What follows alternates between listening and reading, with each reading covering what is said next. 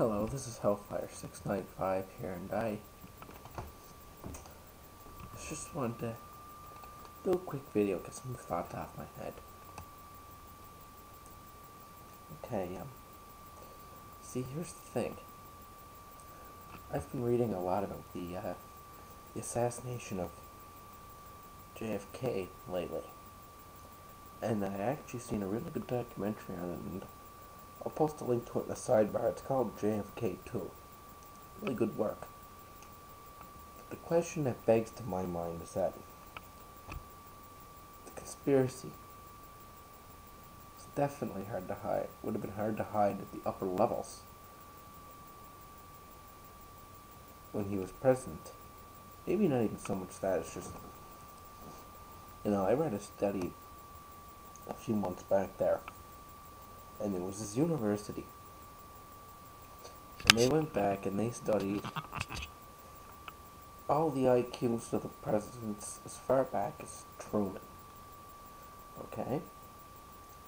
And how they studied this was through analyzing their general behavior, their vocabulary, things of that nature. Okay? And when they examined President Kennedy, they came up with an IQ of 176. President Kennedy had an extremely high IQ. He was a very intelligent person. And he had the balls to go with being president as well. I mean, not too many guys get a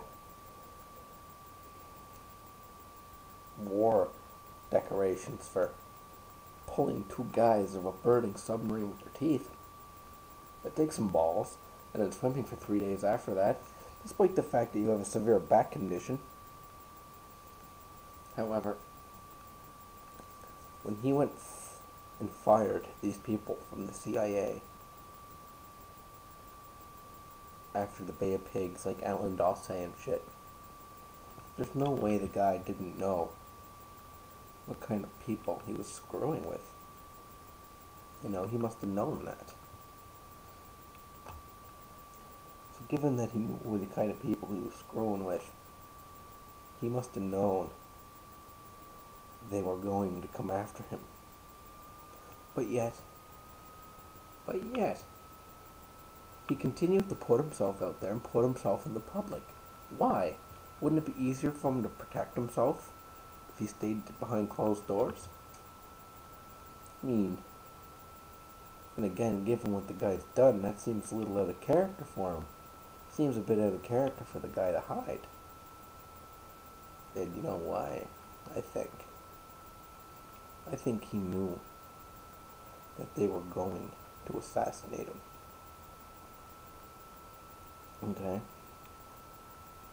See, his situation is peculiar, weird enough. It's a lot like the situation of Caesar. He's surrounded by two-faced men who pretend to be his friends, and they're plotting to kill him behind his back. The thing is, we all know that Caesar was warned. Beware the Ides of March, one would say. The thing is with Caesar is that he was just too cocky and refused to heed his warning. Was it the same story for JFK? Was he warned and just said, yeah, they'll never do that? I doubt that very much. He probably had a fairly good idea. He knew what the Black Ops were up to. Things like Operation 40, he knew their business. He knew what they did. He was trying to shut them down, which is where Lee Harvey Oswald came in. Okay, this is mentioned in the documentary I'm putting on the sidebar. Oswald was an FBI informant hired by J. Edgar Hoover, who was, in my opinion, a very good investigator. After all, he busted the Bushes for being Nazis in the Second World War. That's a whole other story, though. I'll probably have to run a whole video on that alone. How the Bushes are Nazis. Anyway, the point being is that if Kennedy knew people were going to assassinate him, why did he continue to put himself out to the public and make himself an open target? I think I know why. Because in order for them to assassinate him in such a open area, he knew that they would they would have to come up with a bigger scheme. See, the bigger the scene, the more people there are going to be around. The bigger your little scheme's got to go. The more you got to account for. And I think he also knew this. The bigger the scheme, the bigger the cover-up. The bigger the cover-up, the more the loose threads are that will unravel the whole story. And in Kennedy's assassination, there is 101 million loose threads. And Kennedy knew that someday, along the line, some people were going to tug on these threads. You know, it's kind of like Abraham Lincoln once said, you can fool some of the people some of the time. You can fool all of the people some of the time. But you can never fool all of the people all of the time. Kennedy himself upheld this in saying, I have no doubt in the ability of the people to make decisions whenever the people are completely informed. He himself knew what was coming, so he did this on purpose so that people like myself, would have all the more evidence to expose the New World Order. I think he literally gave himself, because he knew it was going to come anyway.